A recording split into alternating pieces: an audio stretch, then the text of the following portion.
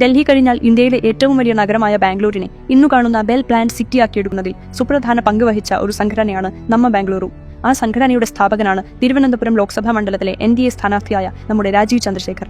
എന്നാൽ കഴിഞ്ഞ 15 വർഷമായി തിരുവനന്തപുരത്തിന്റെ MP ആയി തുടരുന്ന ശശി തരൂർ ഇവിടെ എന്ത് വികസനമാണ് നടത്തിയത് എന്ന് നാം ആലോചിക്കണം. അതിന്റെ ഏറ്റവും വലിയ ഉദാഹരണമാണ് പൊഴിയൂർ തീരമേഖലയിലെ ജനങ്ങൾ അനുഭവിക്കുന്ന ദുരിതം. അവിടുത്തെ ജനതയുടെ അടിസ്ഥാന ആവശ്യമായ പുലിമുട്ടുകൾ നിർമ്മിച്ചു നൽകാനില്ല. എന്നാൽ രാജീവ് ചന്ദ്രശേഖറിന്റെ കഴിഞ്ഞ ഒറ്റ ദിവസത്തെ സന്ദർശനത്തിൽ അവിടുത്തെ ജനങ്ങളുടെ പ്രശ്നപരിഹാരത്തിന് കേന്ദ്രം നേരിട്ടെത്തിയിരിക്കുന്നു. ഒരു കാലത്ത് രാജ്യത്തിലെ ഏറ്റവും വലിയ IT ഹബ്ബായി മാറുമെന്ന് നാം എല്ലാം സ്വപ്നം കണ്ടിരുന്ന തിരുവനന്തപുരത്തിന് എന്തുകൊണ്ടും അർഹിക്കുന്ന ഒരു സ്ഥാനാർത്ഥിയാണ് രാജീവ് ചന്ദ്രശേഖർ.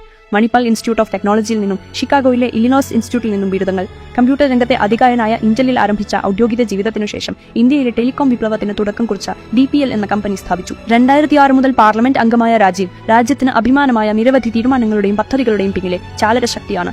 1 റാങ്ക് 1 പെൻഷൻ, സൈനികർക്ക് വോട്ടവകാശം, കുട്ടികൾക്കെതിരെയുള്ള ലൈംഗിക അതിക്രമം തടയുന്നതിനുള്ള നിയമം എന്നിവ അതിലുൾപ്പെടുന്നു.